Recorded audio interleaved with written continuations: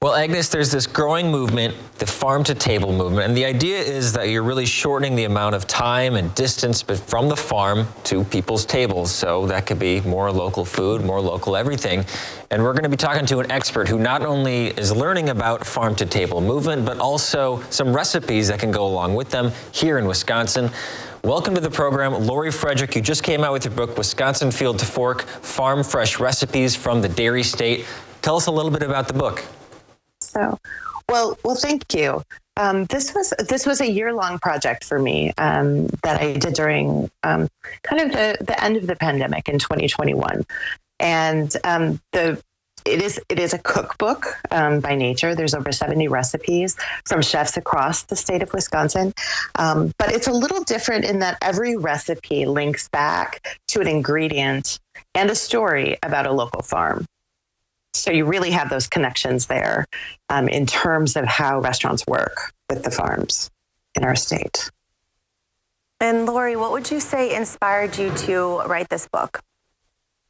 So, well, I think a longtime love of food and kind of an understanding of that local food, from gardening in my mom's garden to, picking wild blueberries up in the Northwoods by you guys, really instilled kind of an understanding of where my food, I knew where my food came from.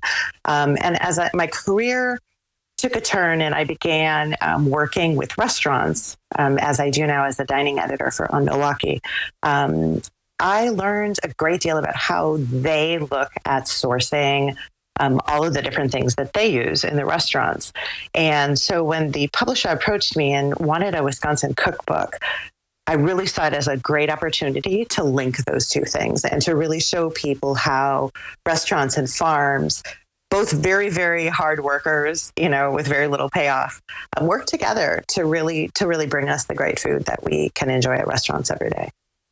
So this movement, can you feel it happening here in Wisconsin? Do you think there's a growing interest in the farm-to-table movement? There definitely has been. And it really, it sparked in the late 90s and early 2000s, but it has grown so much that I would say in most places, it's kind of a best practice for restaurants. They're looking at, kind of their impact on the world, on the climate. They're looking at the quality of the food that they're serving. And really the best solution to all of that is to look around you, find the farms that are close, and work together with them to serve kind of the best possible food.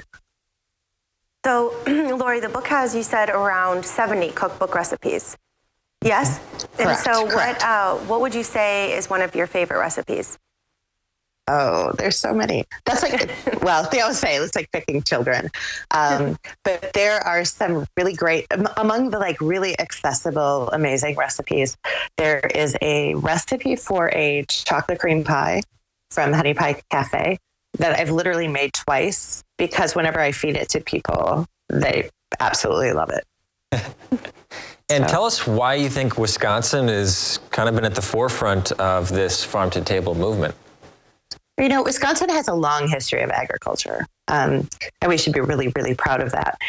Even today, you look at the statistics for the state, and everybody knows that we're, number one in the U.S. for cheese, which means we're top in dairy.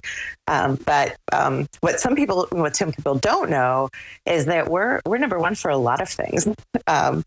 We're in the running for things, like cherries and green beans.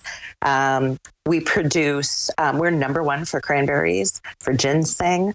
We're a really, really strong leader in the organic farm movement. In fact, we're probably second in the number of organic farms that we have in the state, in the nation. And so I think we have a heritage that really, really supports the idea of farm to table. The trick here is that our growing season is short. So we really just have to make the most of what we have in those, 4, 5, 6 months. And some pickled items too, I think.